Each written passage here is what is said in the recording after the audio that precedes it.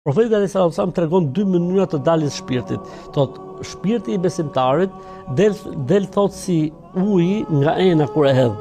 Pra nëse ne kemi një enë me ujë dhe derdhim, nuk ka asnjë lloj vështirësie, më njëherë del. Ndërsa shpirti thotë jo besimtarit, në momentin që sheh pra melekun e vdekjes, në momentin që sheh dënimin e Zotit, shpërndahet trupin e njeriu. Dhe meleku thotë ja tërheq fije, njësoj siç tërheq në njëri për jush leshin që ka rënë në një ferr. Tani llogaritet se si mund të rriqet leshi i rënë në një ferr, kështu edhe shpirti i njeriu shpërndahet në trupin e tij nëse është jo besimtar. Ndërsa shpirti i besimtarit në momentin që sheh mrekullitë e Zotit dhe bekimet e Zotit nuk duron më të rrinë trupin e njeriu dhe del më njëherë nga trupi i njeriu. Shpirti i të vdekurit ne muslimanët besojmë, siç e thot Zoti në Kur'an, innal abrara fi elijin u innal fujara fi sijjin. O shkojnë shpirtrat, pra ku rrin shpirtrat masi dalin nga trupi i njeriu? Shpirtrat ruhen ose në xhenet ose në xhenem.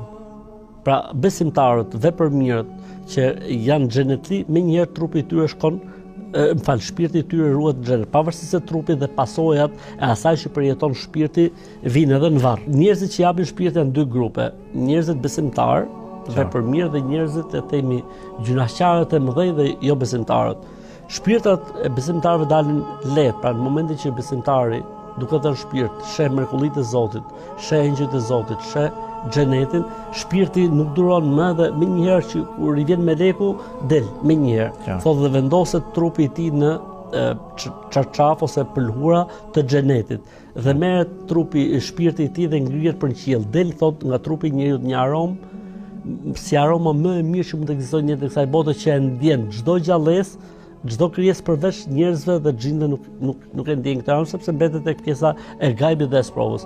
Pastaj e marrin shpirtin e tij dhe e ngjisin në qiellin e parë dhe me lajket e përshëndesin me, si më thon, me emrat ose me titujt më të mirë që ky ka dashur të thirrë në jetën e kësaj bote, edhe thon shpirti i mirë po shkon tek Zoti i saj, vazhdon qiellin e 2, qiellin e 3, qiellin e 4, qiellin e 5, qiellin e 6, qiellin e 7, derisa shkon tek Arshi i Zotit. Thot Zoti me lajkeve shkruajeni emrin e robit tim në Elijin, pra vendoseni në regjistrin e xhenetlive. Thot dhe e kthejnë shpirtin dhe në momentin që njeriu vendoset në varr, shpirti i mirë futet aty në varr. Tani shif tani sa interesante është. Vjen shpirti në këtë botë, në barkun e nënës dhe njeriu merr jetë. Dhe është jeta që ne ekzistojmë. Vjen shpirti në varr, por nuk është më jetë si jeta jonë. Në dimension tjetër. Dimension tjetër. Aty bëhen pyetjet e varrit. Pra dhe gjon hapat e njerëzve që po largohen. Po.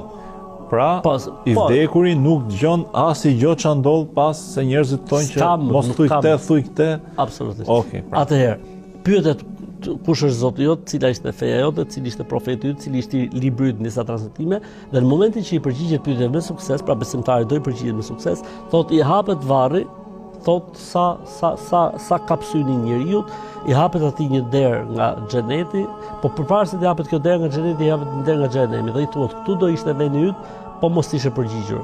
Thotë i hapet pastaj një derë nga xheneti dhe shpirti i tij vendoset në xhenet, siç transmeton Imam Buhariu dhe Muslimi kështu me radhë. Shpirti i tij ruhet atje. Atë shpirti i përjeton mirësitë dhe begatitë e xhenetit dhe pasojat vijnë tek trupi i tij në varr. E kundërta ndodh me jo besimtarin ose atë që ka bërë mëkate të mëdha.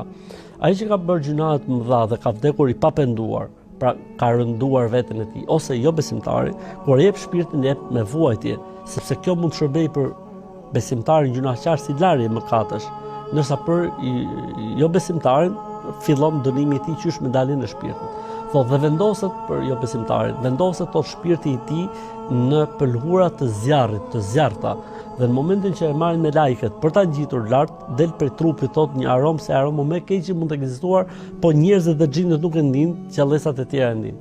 Thotë ngjitet. Në momentin që shkon në qiellin e parë, nuk i hapen dyert e qiellit të parë. Thot dhe pritet derisa të shkojë trupi në varr. Dhe në momentin që shkon trupi në varr, atëherë gjuhet shpirti i tij. Nuk e sjellin siç sollën të parën, po gjuhet, fatakhtafu au tahwi bihi ar-rihu fi maqanin sahik. Siç e thot Zoti në Kur'an. Dhe në momentin që vendoset dhe vjen varr, atëherë i bëhen pyetjet, i hapet atij një derë ose një dritare nga xheneti dhe i thuhet nëse do ishe përgjigj, këtu do ishte vendi yt, po ti nuk u përgjigje, ai thot, nuk di të përgjigjet, thot i hapet një derë nga xhehenemi, shpirti i tij shkon në xhehenem dhe pasojat e vuajtjes së tij në zjarrin e xhehenemit vijnë tek varri i tij. Normalisht që lidhja e shpirtit në këtë botë me trupin është sekondare, ndërsa lidhja e shpirtit në jetën e varrit është primare, ndërsa në botën tjetër do të jetë sërish sekondare. Që do të thotë, në këtë botë, nëse unë ty të shaj, ose të ofendoj, ose të gjuj, si fillim e përjeton fizikisht, pastaj e përjeton shpirtërisht. Në botën e varrit është e kundërta. Pra në botën e varrit njeriu e përjeton shpirtërisht si fillim, se është shpirti ai që e përjeton në parajs ose në ferr, pra në xhenet ose në xhenem, ndërsa pasojat i vijnë trupit. Ose që jemi gjumë, që shohim në ondër të keqe sikur na godasin, ne e vujmë atë, para se e vuajmë pavarësisht se edhe mund djersitemi. Po si fillim e vuan pastaj djersitesh. Ndërsa këtu është e kundërta, ti djersitesh pastaj e vuan atë. Dhe një kështu e përjeton jetën e varrit derisa të bëhet dita e Kiametit, edhe por ka diçka, mund të shërbej për dikë jeta e varrit, siç është thash, ata që kanë bërë gjuna të mëdha, se kanë vdekur pa penduar etj, mund të shërbej për dikë jeta e varrit si pastrim në ditën e Kiametit. Pa, si më thon, e meriton të dënimin këtu në botën tjetër. Po, mirë po e vuajti në varr atë dënim, kur del ditën e Kiametit del i pastër. Pra mund të shërbej për mëkatarët dhe për gjunaqtarët si një periudhë pastrimi.